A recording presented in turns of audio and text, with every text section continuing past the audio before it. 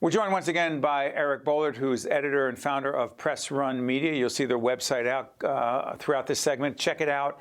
Great stuff about we in the media, how we're doing, how we're not doing, things we should be doing, et cetera, et cetera. Eric, thanks for joining us again. Sure, my pleasure. We're taping this at the end of January 2020. What is your view of how we in the media, whether it's public broadcasting or anyone else who is a responsible journalist trying to do the right thing, what should our focus be as it relates to making sense and covering January 6th, the anniversary of it, / the hearings around it? Loaded question, I know. Yeah, it's a big one. I mean, democracy is in danger. There's no question about that. Look, I think there's been some really good investigative reporting in terms of what happened January 6th. There's been excellent documentaries. If you want to understand what happened that day, there is ample ways to find out.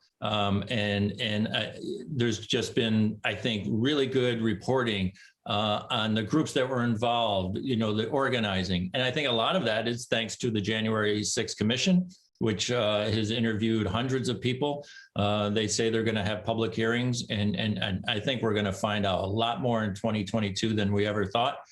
And it's a hugely important story. But I think the problem with the press, though, is it's the January 6th investigation, the big lie in terms of Trump's claim about rigged elections. It's kind of in a silo. And so there's this investigation, insurrection coverage. It's bad. The Department of Justice is looking into it. But then you look at the Trump coverage on a daily basis. The insurrection often isn't even mentioned. You see stories about Trump's rebranding in 2022, who he's going to endorse, what's his fundraising like. We see long reports, and there's no mention he's trying to destroy free and fair elections in this country. There's no mentions that he led, a deadly insurrection. So for me, those two things have to be, those two stories have to be told. He clearly wants to run for re-election. It's got to be the first or sentence paragraph in every single story about him. Okay, but here's the part that perplexes me, and your perspective is valuable in this. P.S. Press Run Media, Eric's own words, he is a liberal, as if that's something bad. He's a progressive, but this is the question I'm curious about. Yeah. Even for the so-called progressive media, or for those of us in public broadcasting who, as I said in our last segment we did with you, do not have a horse in this race. We try to play it straight and try to make sense of things.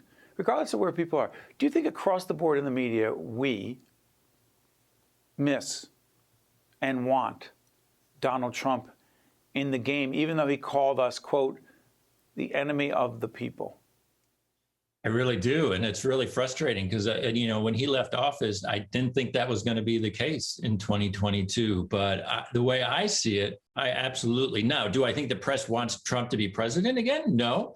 I think they, as you say, they want him in the game. Why? A good point. So last summer, there was reporting about how the press was bored with Joe Biden. This is just an effective, efficient, this is back to the no drama Obama approach to government. This is boring. We had Trump for 4 years. For 4 years, there wasn't one political reporter in this country who went to work and said, what am I going to write about today? It rained news for 4 years, often chaotic, often startling. Biden comes in, says, hey, we're not going to do that. There hasn't been a single leak out of the West Wing in a year.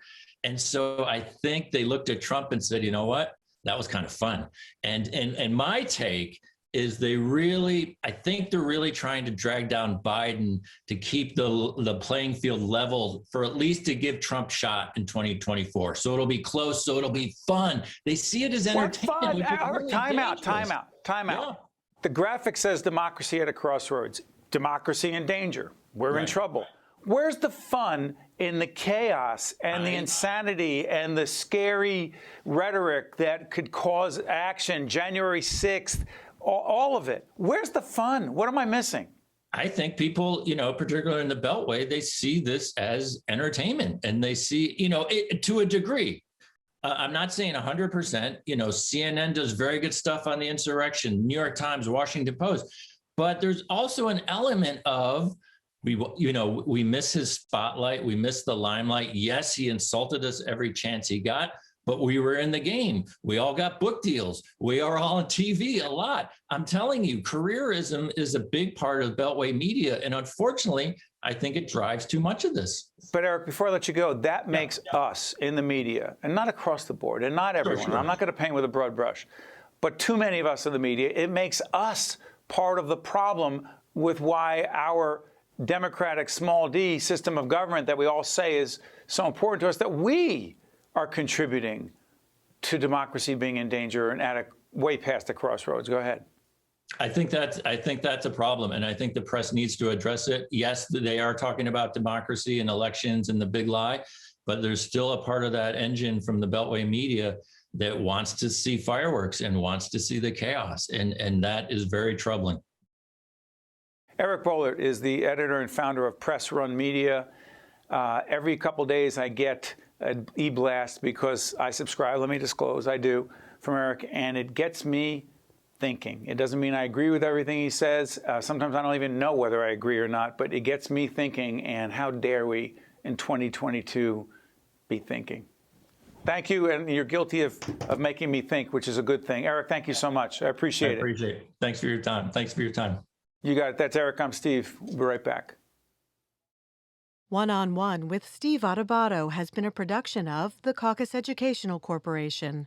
Funding has been provided by New Jersey Institute of Technology, Valley Bank, Johnson & Johnson, the Robert Wood Johnson Foundation, PSC&G, the Healthcare Foundation of New Jersey, New Jersey Sharing Network, the Russell Berry Foundation, and by Delta Dental of New Jersey. Promotional support provided by NJ.com and by bestofNJ.com.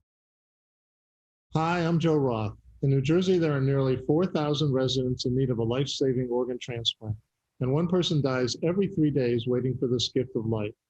One organ and tissue donor can save 8 lives and enhance the lives of over 75 people. You have the power to make a difference and give hope. For information or to become an organ and tissue donor, visit www.njsharingnetwork.org and be sure to talk with your family and friends about this life-saving decision.